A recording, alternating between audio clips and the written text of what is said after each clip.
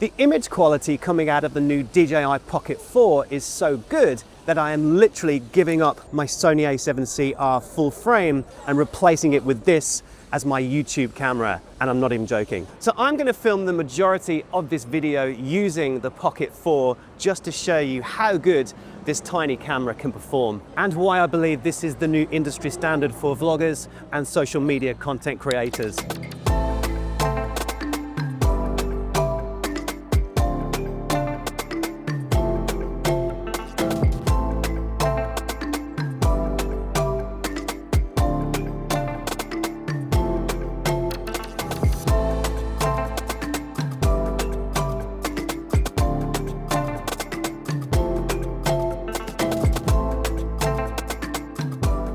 So this right here, the DJI Pocket 4, is probably the most excited I've been about a small handheld camera in years. So much so that it is now my main talking head camera going forward on this YouTube channel. So having used a lot of small action cameras like GoPros and the Osmo Action series, while they are great for their size and features, they've never really been able to compete on image quality with the likes of full-frame mirrorless cameras. That is, until now. With a brand new 1-inch CMOS sensor and a documented dynamic range of 14 stops, which is not far off the performance of my Sony Alpha, now pushes low light nighttime video capture past the limits of previous small handheld cameras. Let's take a look at this thing. Now, the one thing that struck me the first time I used this camera was the image quality, and it kind of surprised me. So just watch this demo. Placing the Pocket 4 side by side with my Sony a7C with roughly the same focal length and manual exposure settings, the images coming out of both of these cameras are genuinely pretty negligible, and that kind of blows my mind. But here's where the Pocket 4 outperforms the bigger, way more expensive camera, and that is with image stabilization. Walking and talking shots with the Sony's internal stabilization system is pretty jittery and not particularly smooth, if we're being honest. Let's switch over to the DJI. The Pocket 4 uses a mechanical 3-axis gimbal for way smoother footage. Let's just see those clips side by side. Pretty great result, right? And because it's a mechanical gimbal, it doesn't have to digitally crop in and lose pixel information like it does on the Sony to stabilize the footage. ActiveTrack 7.0. Are we really on version 7 already? Anyway, DJI seems to be continually developing and tweaking their subject recognition autofocus systems every time a new product hits the shelves. So over on the left of the screen is our tracking options, and the first one is face auto detect, and this is going to do pretty much what it says on the tin. So let's enable this feature, and what this is going to do when you press record is going to register a face in the center of the frame. There we go, and it's going to begin tracking you wherever you go. But for talking head shots, I'm not a big fan of this feature because, as you can see, there's a lot of distance between my head and the top of the frame. There is a much better option. So a much more flexible option for our talking head is dynamic framing. And what this is going to do is give you 9 points of focus. And if I place myself in this top portion of the frame and press record, that's where it's going to position me, and that's really useful if you want to show interesting things in the background which are in this portion of the frame. Let's just reframe myself to the bottom center.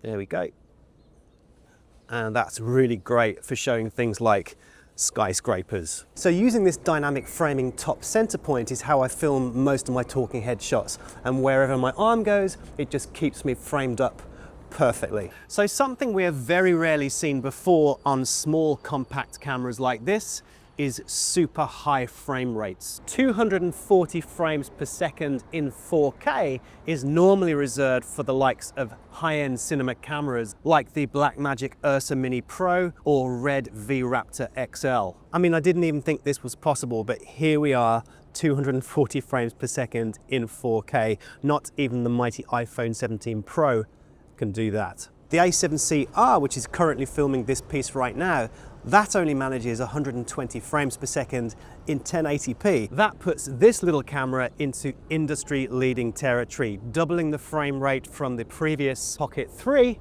but is it good quality 4K? See for yourself.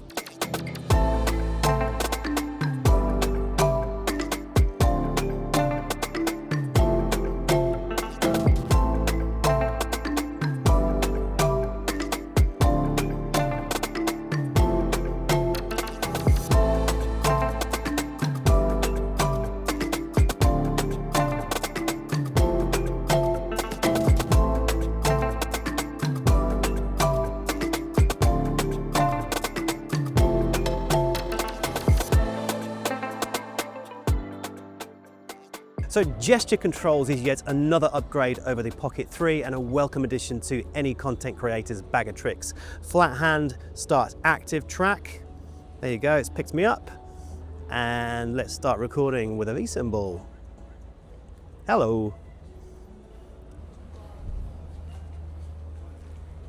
That's clever. How does it know your face from mine? So another upgrade over the Pocket 3 is to do with the 2x lossless zoom, which is now available with ActiveTrack, D-Log-M color profile, and low light video capability. It's called lossless for a reason, because you don't lose any quality in the image. Here's a cityscape of London just after sundown. The 2x zoom offers some pretty impressive results. The lossless zoom feature is now also available even while tracking a subject like yours truly mid-recording. So if you're considering buying one of these Pocket 4s, I would recommend the extra purchase of ND filters. They snap on magnetically to give you a more professional videography shutter speed to control motion blur. ND16 will be useful for overcast days like today, ND64 for bright sunny conditions, and 256 is for slowing the shutter speed right down for things like time lapses. So just passing by the DJI store in Piccadilly Circus, when in Rome. Well, we're not actually in Rome, we're in London, but you know what I mean. So we're performing a time lapse here in Piccadilly Circus, very busy junction. We've got an ND filter with a strength of 256 magnetized to the front of the lens, and this is giving us an exposure of 1/1.6 seconds. I love this area in Piccadilly Circus. The composition is so chaotic, so much going on.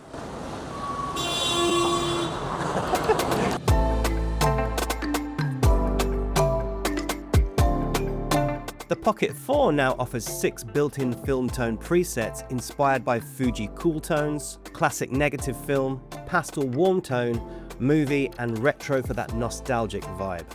Okay, so take a look at this, a magnetic snap-on fill light.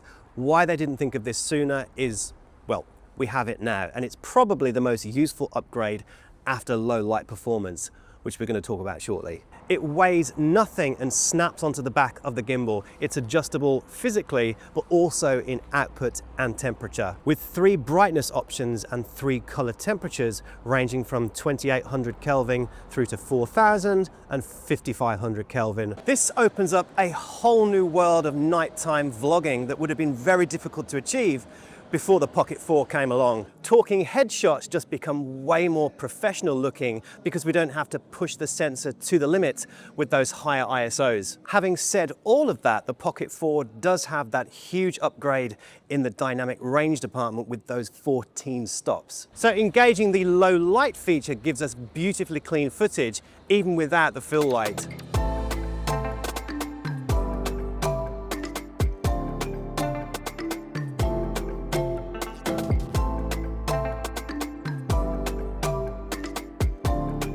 So enough about video, how about stills photography with the Pocket 4? A very respectable 37 megapixel camera, a larger pixel output than my Sony a7 IV. Thank you very much. And to my surprise, the resolution offers some stunning results. It shoots in either JPEG, RAW, or both. And of course, selfies are a doddle because of that rotating gimbal and front-facing touchscreen.